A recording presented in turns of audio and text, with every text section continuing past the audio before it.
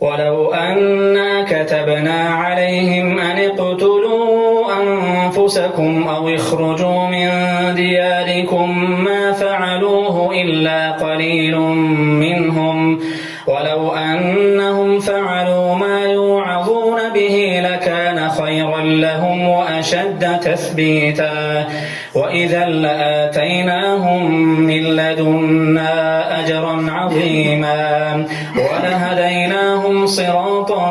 مستقيما ومن يطع الله والرسول فأولئك مع الذين أنعم الله عليهم من النبيين والصديقين والشهداء والصالحين وحسن أولئك رفيقا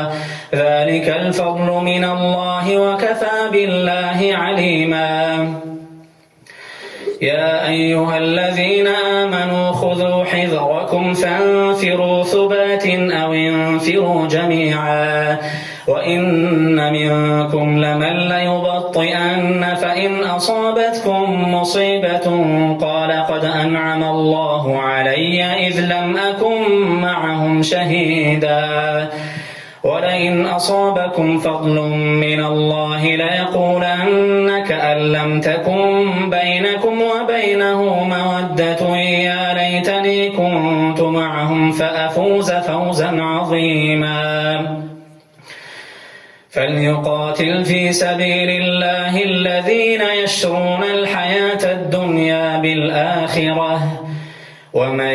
يقاتل في سبيل الله فيقتل أو يغلب فسوف نؤتيه أجرا عظيما وما لكم لا تقاتلون في سبيل الله والمستضعفين من الرجال والنساء والولدان الذين يقولون ربنا أخرجنا من هذه القرية الظالم أهلها واجعل لنا من لدنك وليا واجعل لنا من لدنك نصيرا الذين آمنوا يقاتلون في سبيل الله والذين كفروا يقاتلون في سبيل الطاغوت فقاتلوا أولياء الشيطان إن كيد الشيطان كان ضعيفا ألم تر إلى الذين قيل لهم كفوا أيديكم وأقيموا الصلاة وآتوا الزكاة فلما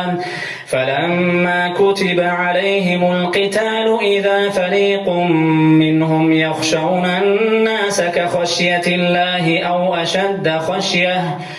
وقالوا ربنا لم كتبت علينا القتال لولا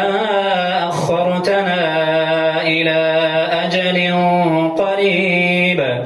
قل متاع الدنيا قليل والآخرة خير لمن اتقى ولا تظلمون فتيلا أينما تكونوا يدرككم الموت ولو كنتم في بروج مشيدة وإن تصبهم حسنة يقولوا هذه من عند الله وإن تصبهم سيئة يقولوا هذه من عندك قل كل من عند الله فما لهؤلاء القوم لا يكادون يفقهون حديثا ما أصابك من حسنة فمن الله وما أصابك من سيئة فمن نفسك وأرسلناك للناس رسولا وكفى بالله شهيدا